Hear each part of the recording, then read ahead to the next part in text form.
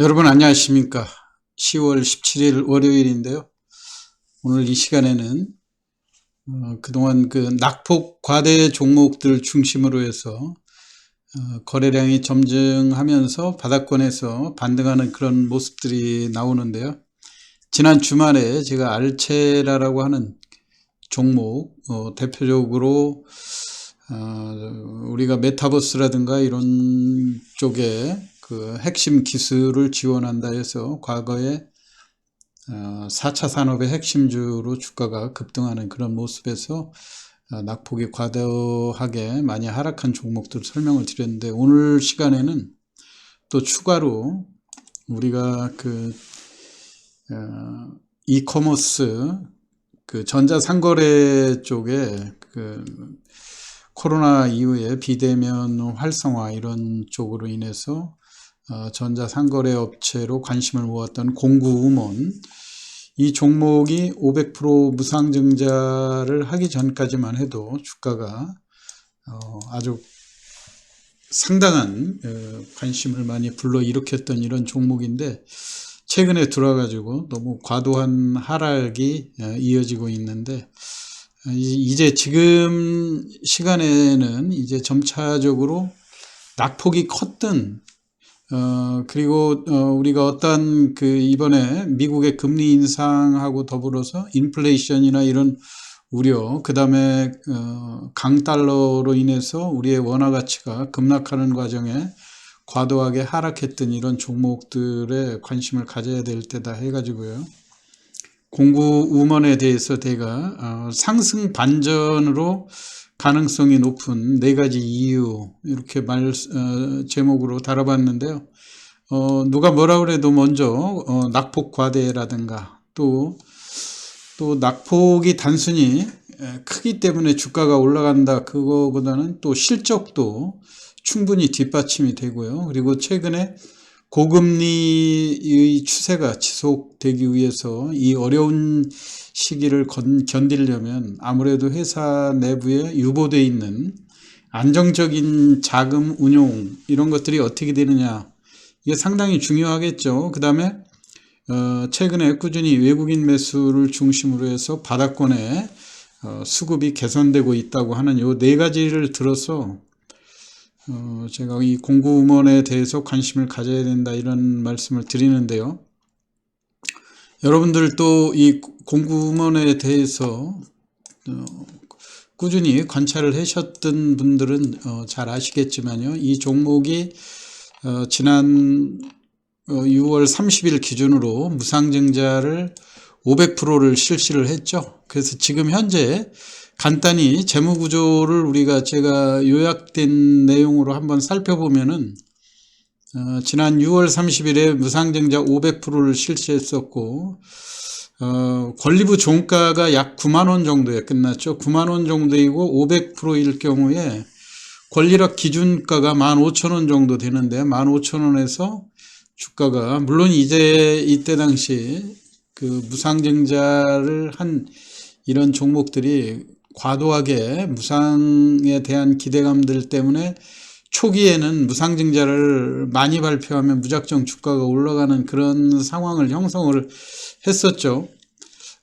그래서 15,000원대 권리락을 한 다음에 이후에 54,500원까지, 물론 이제 이후에도 무상증자 물량이 상장됐던 7월 18일 이후에는 주가가 다시 또 급락해서 13,000원에서 15,000원대 그 안정적인 주가 흐름을 보여줬다고 하는 점, 이런 상황인데도 최근 주가는 보면 7,000원대에 머물러 있죠. 7,400원. 최근에는 7,000원도 깨고 일시적으로 6,700원대까지 내려갔다 지난 주말하고 연속 이틀 반등하는 이런 패턴이기는 한데요.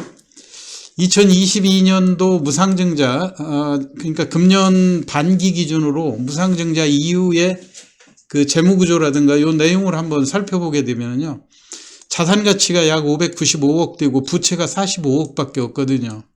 그러니까 지금같이 고금리 시대를 견디기 위해서는 부채의 규모가 적은 것이 아무래도 유리하겠죠. 이런 그 많은 자산들이 순수하게 부채의 그 비중이 상당히 적다고 하는 점이 긍정적이라고 보여지고요.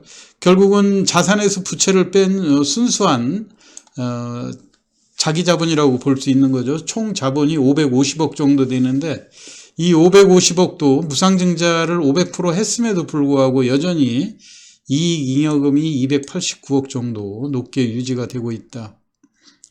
그래서 2022년도 금년 반기 기준으로 288억의 매출을 기록했고요. 이 어려운 와중에도 영업이익을 65억 정도로 유지를 했기 때문에 지금 그 공구음원이 실적에 비해서 과도하게 저평가됐다 이렇게 이야기할 수 있는 거고요. 주식수가 2200만 주고 시가총액이 1600억 정도 되지만은 한때 이게 여러분들도 물론 무상증자 권리부의 최고 처음 무상증자를 발표한 다음에 이 고점은 12만 원대까지 가지 않았습니까? 시가총액이 거의 1조 원이 넘는 그런 상황까지 갔다가 과도하게 많이 하락한 이런 측면들이 있다는 이야기고요.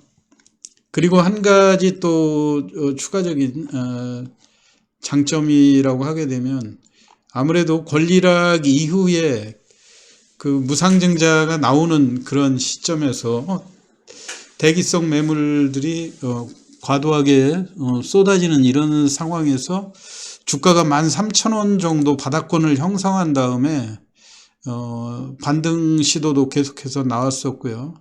안정적으로 12,000원, 3,000원대 이런 상황을 형성이 됐었죠.